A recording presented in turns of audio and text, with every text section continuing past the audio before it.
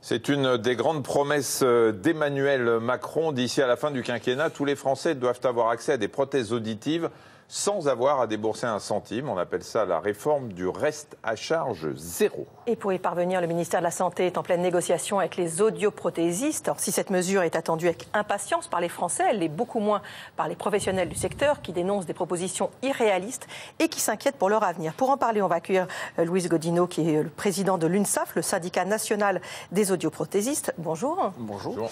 Alors aujourd'hui, les Français doivent débourser en moyenne 2 000 € pour une paire d'audioprothèses. C'est le reste à charge le plus élevé de tous les équipements médicaux. On voudrait comprendre déjà pourquoi ça coûte si cher. Eh bien parce que c'est mal remboursé, parce que si on avait le remboursement allemand ou belge, il n'y aurait plus de reste à charge, puisque c'est 7 fois moins remboursé qu'en Allemagne. Donc c'est pas compliqué. Tout est cher en santé si c'est pas remboursé. Donc l'anomalie française, c'est le remboursement. L'Allemagne, c'est 800 € par oreille, la Belgique 700, la France, c'est 100. Voilà, faites la différence et les 1 000 € ont disparu. Alors allons dans votre direction. Disons que ce n'est pas assez remboursé, mais si on reste sur le chiffre de 800 €, une prothèse par oreille coûte en moyenne entre 1 500 et 2 000 €. Même si on remboursait à 800 €, pour les gens notamment qui n'ont pas la chance d'avoir une complémentaire santé, il resterait quand même à payer une somme que beaucoup de Français ne peuvent pas se payer. D'où le fait que beaucoup de gens ne sont pas appareillés et s'isolent.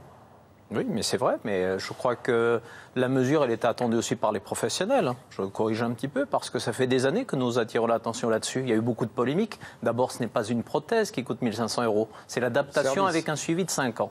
Et la prothèse, en fait, elle coûte que le tiers de ce prix. Les 2 tiers, c'est l'accompagnement humain.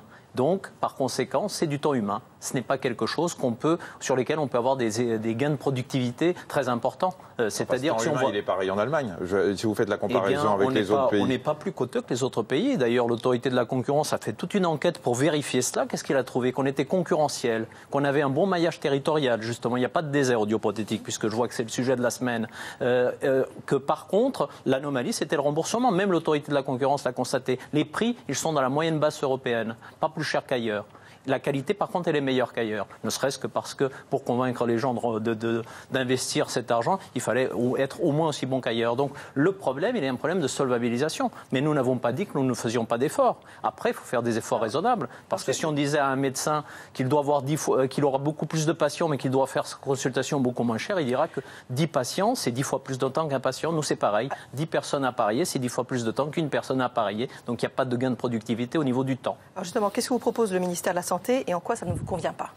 Écoutez, nous avions fait des propositions déjà il y a plusieurs années de faire un effort, de prendre une partie de cette charge. D'ailleurs, la promesse présidentielle, c'était que tous les acteurs devaient prendre une charge. C'était à la fois les professionnels, les filières, on allait leur demander quelques efforts de productivité et on est prêt à les faire, les complémentaires et l'assurance maladie. Mais on voit bien que dans le tableau actuel, l'élément le plus défaillant, c'est l'assurance maladie. Il semblerait que pour l'instant, on y va cet après-midi, je serai à 14h30 au ministère pour en parler avec eux, mais jusqu'à maintenant, il n'y a pas d'argent qui est mis. Donc on serait toujours à 100 et quelques € de remboursés au lieu de 700, 800 dans les autres pays. Donc c'est là qu'il y a une anomalie. Donc il va bien falloir que les pouvoirs publics mettent aussi des moyens dans cette promesse qui, je le rappelle, est une promesse présidentielle. Donc nous, on voulait faire un effort, mais on ne peut pas faire tout l'effort. Vous dites que vous êtes prêt à faire des efforts, c'est quand même, les audioprothésistes, c'est quand même un métier dans lequel on a des marges très très importantes quand on vend et le service et les prothèses. Sinon, il n'y aurait pas autant de groupes d'audioprothésistes en France.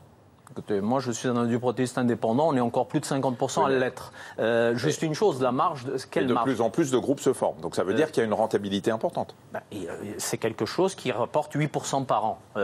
Pour les économistes qui nous écoutent, 8% c'est quelque chose qui est tout à fait dans les normes. Mais surtout, le terme de marge, je le réfute. Parce que quelle est la marge qu'un médecin a quand il utilise un soulève-langue? Je veux dire, c'est pas une marge quand on passe du temps. D'ailleurs, même l'autorité de la concurrence a constaté, c'est des prestations dans le temps, on ne peut pas parler de marge. La marge, c'est l'achat-revente. Quand on passe 12 à 15 heures avec un patient sur 5 ans, ce n'est pas de la marge. Mais par contre, ces tarifs, puisque nous vous le disons, nous sommes aussi prêts à faire un effort, c'est aussi que nous voulons que les gens accèdent. Et c'est quelque chose, vous nous avez déjà reçu, vous m'avez déjà reçu ici il y a plusieurs années. C'est un combat que nous menons depuis 2014-2015, bien avant cette mandature. Donc que nous ne nous accuse pas de ne pas vouloir bouger. Nous voulons bouger, mais nous ne pouvons pas faire tout le chemin nous-mêmes.